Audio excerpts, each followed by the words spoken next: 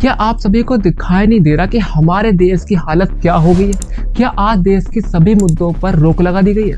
क्या आज के देश के सारे केसेस खत्म हो गए हैं?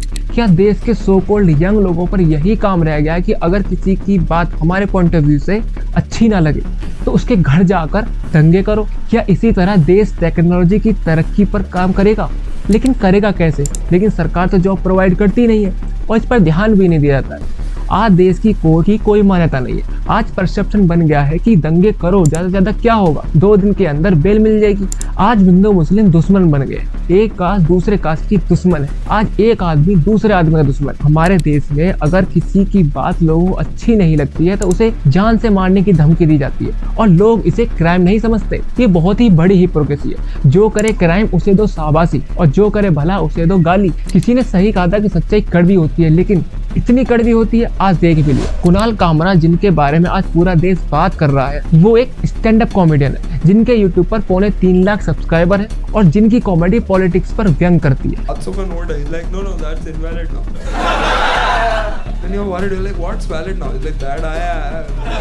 हमारे पहले जमाने में इससे चला आ रहा है कि लोग सरकार और लोगों पर व्यंग करते हैं, उसको सच्चाई की तरह दिखाते हैं और क्रिटिसाइज करते हैं कि जिससे उनको अच्छी राह मिले। लेकिन आज ये पाप सा लगता है। जो माँ की नहीं सुन रहा वो राहुल गांधी, जो बाप की नहीं सुन रहा वो अखिलेश यादव, जो किसी की नहीं सुन रहा वो नरेंद्र मोदी, और जिसकी कोई नहीं सुन रहा वो केजरीवाल।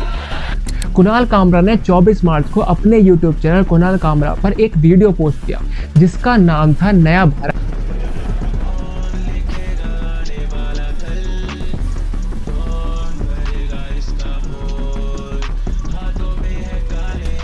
सबका अपना अपना तरीका होता है कि अपनी बात को कहने का। कोई शोर मचाकर अपनी बात कहता है तो कोई शांति में चुपचाप। कुणाल कामरा ने अपनी वीडियो में पॉलिटिकल जोक्स को क्रैक किया था जिसमें उन्होंने कुछ सॉन्ग्स को पैरोडी बनाकर प्रेजेंट की। हम होंगे कंगाल, हम होंगे कंगाल, हम होंगे कंगाल एक दिन। मन में अंधविश्वास, देश का सत्यानाश, हम होंगे कंगाल एक दिन।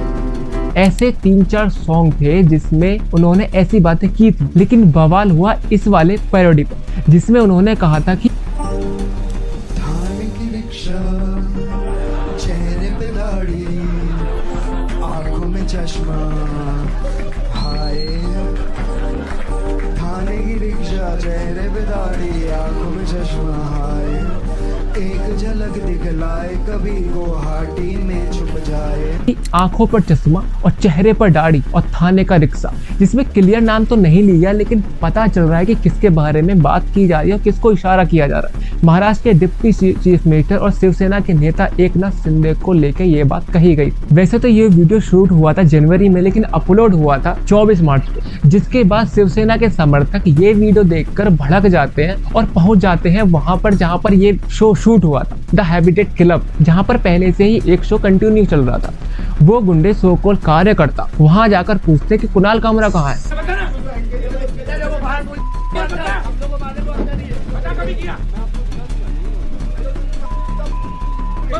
वो कहते हैं यहाँ पर कोई कुणाल कामरा नहीं है। जब कुणाल कामरा वहाँ नहीं मिलते हैं तो वो क्या करते हैं, सारा हैबिटेट क्लब को तोड़ फोड़ देते हैं। जिसके बाद कुणाल कामरा को किसी का कॉल जाता है और वो कुणाल कामरा को धमकी देता है मारने पीटने की। साहब, हमारे मुख्यमंत्री, उनके बारे में क्या वीडियो डाला है? अभी तो मुख्यमंत्री का है, उप मुख्यमंत्री है, उनके बारे में क्या वीडियो डाला है तूने? देखा ना आपने वीडियो? देखा है, होटल को जाके देख ले, हम लोग ने क्या हाल किया। अभी तू जिधर मिलेगा ना तेरा भी वही हाल होगा, समझा क्या? किधर रहता है तू? तमिलनाडु। तमिलनाडु तेरी तमिलनाडु में आके मारेगा देखो, वही है। हेलो, आजा तमिलनाडु आजा। किधर आने का? तमिलनाडु में कैसा पूछेगा भाई? जिससे ये तो समझ आता है कि आज हमारे देश में सच बोलना गुनाह है और धमकी देना फैशन। आज कोई भी किसी को भी धमकी दे सकता है, सब नॉर्म हो चुका है। किसकी वजह से? हमारे जुडिशरी वजह से। हमारे कानून में इतनी कमियां हो गई हैं कि वो अपने सोच से नहीं, नेताओं की कहने पर फैसला करती है। ये भाड़े के गुंडे हैबिटेट क्लब में गुंडागर्दी करते हैं और पुलिस क्या करती है, 30 जनों में से 13 जनों को अरेस्ट करती है और 4 घंटे के बाद उनको बेल मिल जाती है। भला कैसे, कौन देता है इनको बेल? क्या कोई आम आदमी इनको बेल कराएगा?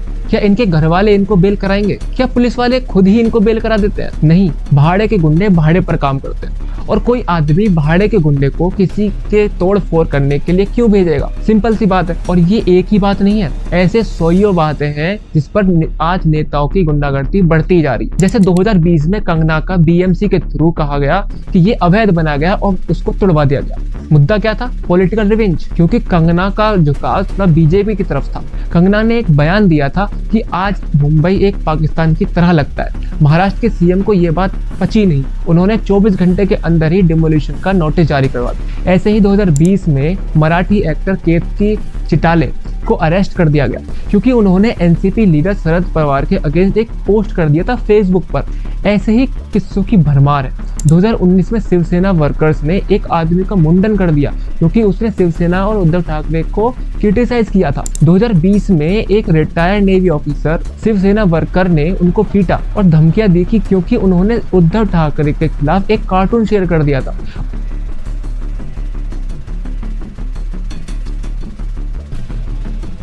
उद्धव ठाकरे जो इतने अच्छे काम कर चुके हैं, उनका मन अब भर गया है। शायद तभी आज वो कुणाल कामरा को समर्थन कर रहे हैं। कुणाल कामरा ने, मुझे नहीं लगता कुछ गलत कहा है। गद्दारों को गद्दार करना ये किसी पर हमला करने की बात नहीं है। जो गद्दार है वो गद्दार है। दरअसल बात यह है कि कुछ साल पहले शिवसेना और उद्धव ठाकरे अलग अलग हो गए थे। जो गद्दार कुणाल कामरा ने यूज किया है वो पहले से ही सेकंड डिप्टी चीफ मिनिस्टर ने फर्स्ट डिप्टी चीफ मिनिस्टर को बोला है स्पीच में, लेकिन तब लोगों ने कोई कुछ नहीं कहा। तब किसी की भी फ्रीडम ऑफ स्पीच की याद नहीं आई। आज फ्रीडम ऑफ स्पीच की चर्चा हर जगह हो रही है। जो लोग बात कर रहे हैं कि फ्रीडम ऑफ स्पीच ये होती है और वो होती है, चलो पहले गूगल करके देखते हैं कि ये फ्रीडम ऑफ स्पीच है क्या, असल में उसका मीनिंग क्या है। The right to express on self without government censorship और इंटरफेरेंस, मतलब फ्रीडम ऑफ स्पीच एक उसमें आज़ादी होती है अपने एक्सप्रेशंस को जताने की, बिना किसी सेंसरशिप के, ना बिना किसी इंटरफेयर के, बिना किसी कंट्रोल के, चाहे वो गवर्नमेंट क्यों ना हो। ये तब तक रहेगा जब तक तुम्हारा स्पीच किसी भी तरह का वॉयलेंस और किसी रिलीजन के खिलाफ, उनके विचारों के खिलाफ ना हो, जो नेता और पॉलिटिशियन पिछले कई सालों से करते आ रहे हैं। खासकर पिछले 10 साल से हिंदुत्व के नाम पर जो पॉलिटिक्स की जा रही है बीजेपी के द्वारा। कुणाल कामरा का ये केस कोई नया केस नहीं है और सिर्फ शिवसेना पार्टी ही गुंडागर्दी नहीं करती है, बल्कि कांग्रेस, ममता बनर्जी की टीएमसी, अरविंद केजरीवाल की आप और बीजेपी। 2018 में तमिल फोल्क सिंगर कोवन को अरेस्ट कर लिया गया क्योंकि उन्होंने नरेंद्र मोदी को क्रिटिसाइज किया था। ऐसे ही 2022 में एक यूट्यूबर रेडर रॉय को अरेस्ट कर लिया गया डेकोरेटिव रिमार्क देने के लिए वेस्ट बंगाल की सीएम ममता बनर्जी के खिलाफ। कुणाल कामरा के ऊपर डिफेमेशन केस की एफआईआर भी लगा दी गई। उन्हें अरेस्ट करने की बात कही जा रही है। कुणाल कामरा ने जब अरेस्ट से बचने के लिए महाराष्ट्र हाई कोर्ट में याचिका दायर की तो वो खारिज कर दी गई। ये है हमारा देश, जहां किसी पॉलिटिशियन की आलोचना की जाए तो वो तुरंत एफआईआर कर दी जाती है, लेकिन अगर किसी पोर्शे कार से 2 लोगों की जान चली जाए उस पर कोर्ट के द्वारा एसए लिखवाने की बोला जाता है। जहां एक लड़का अपनी गाड़ी से 5 लोगों की जान ले ले और उसे अरेस्ट करके छोड़ दिया जाए, इन मुद्दों पर हम कुछ नहीं बोलते हैं। ये सुनील पाल को देखो। दुर्भाग्य है कि ऐसे लोगों को कॉमेडियन कहा जाता है। ये नशेड़ी गंजड़ी लोग हैं जो अपने स्वार्थ के लिए किसी भी धर्म पर, किसी भी पथ पर, किसी भी विचारों पर अपना जहर उगलते हैं। ऐसे लोगों को मैं हमेशा से कहता हूँ कि ये आतंकवादी। इनको जहाँ बोलना चाहिए वहाँ चुप रहते। आज तक ये मणिपुर के हालात पर नहीं बोले, आज तक ये किसी रेप केस पर नहीं बोले, आज तक ये किसी और कार के एक्सीडेंट पर नहीं बोले, लेकिन इस बात पर जरूर बोलेंगे क्योंकि इनको तो अपने को दिखाना है, क्योंकि इनको कोई देख नहीं रहा है, दिखाने के लिए करना पड़ता है। कुणाल कामरा के पोस्टर जलाए जा रहे हैं और ये हमारे देश के नौजवान हैं जिनको नौकरी चाहिए सरकार से।